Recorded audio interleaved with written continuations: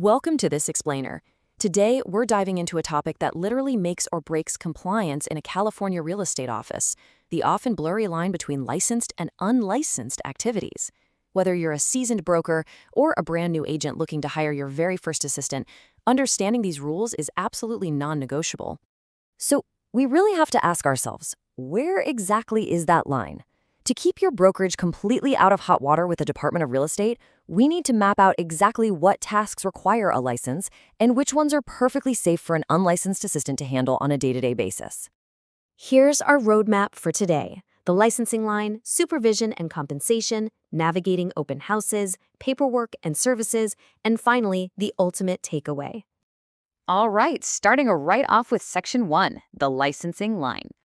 Let's talk about broker supervision. This is the absolute bedrock legal requirement that a broker or designated broker officer actively controls and oversees all activities performed on behalf of the brokerage.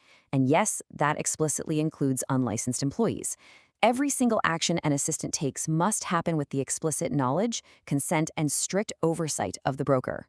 Think of this as the golden rule for your office. Unlicensed activity absolutely must be supervised and approved by the broker. Without that active oversight, you have zero assurance that the assistant's work is legally compliant.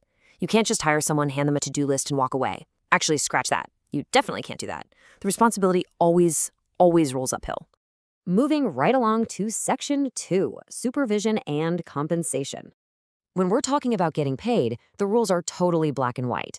Hourly pay or a flat salary. Yes, absolutely, go for it. But commission or transaction-based pay? No way. Strictly prohibited. Unlicensed assistants can never, ever get a bonus that's tied to whether a real estate deal actually closes. Because if their pay depends on a successful closing, well, they're basically expecting compensation for a real estate transaction, and that requires a license, period. Okay, Section 3, navigating open houses. Let's look at how assistants can interact with prospects. Say an assistant asks, "Would you like to schedule a time to speak with one of our licensed agents?" That is perfectly fine. They're just gathering general interest and setting an appointment. But contrast that with something like, "Hey, you should list your home with us because we can get you the best price." Huge red flag. That's an unlawful attempt to solicit and persuade. Remember, your assistant is an information gatherer, not a salesperson. Which naturally brings us to the big question on everyone's mind. Can an unlicensed assistant run an open house? This is a huge area of confusion, so we really need to clearly define the strict boundaries of what an assistant can actually do there. Oh, and keeping in mind, they absolutely must have the principal's consent to even be there in the first place. So, what are they allowed to do? Well, they can place signs, greet visitors at the door, hand out pre-printed, broker-approved materials, provide factual information straight from those materials, and arrange appointments with the licensee. They're essentially acting as a helpful host or greeter, but they absolutely cannot exhibit the property or talk about pricing. The crucial takeaway here is that at an open house, unlicensed assistants are there to help, but they cannot sell. They can't chat about neighborhood features, they can't discuss the terms of a potential offer, and they can't do anything designed to solicit interest. If a buyer walks in and asks a qualitative question about the house or the market, the assistant has to step back and refer them directly to the licensed agent. Let's bring it back to the office with Section 4. Paperwork and services. Behind the desk, assistants actually have quite a bit of leeway. They can prepare comparative market analyses, as long as it's subject to a licensee's approval. They can schedule third-party services like pest control, roofers, and appraisers. With the principal's consent, they can let inspectors into properties. They can even prep advertising, which of course requires strict broker review. And yes, they can even handle highly sensitive trust funds, like earnest money deposits. But again, this all works only if the licensee approves the final work and the broker is strictly supervising the whole shebang. Now, here's another crucial contrast when we're dealing with clients and paperwork. An assistant can hand over a document and simply say, "Here's the document for your signature." But they absolutely cannot cross the line and say, "Oh, this clause means you're agreeing to XYZ."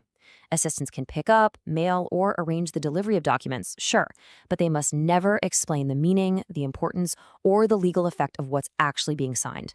The golden rule for paperwork? They may deliver documents, not explain them.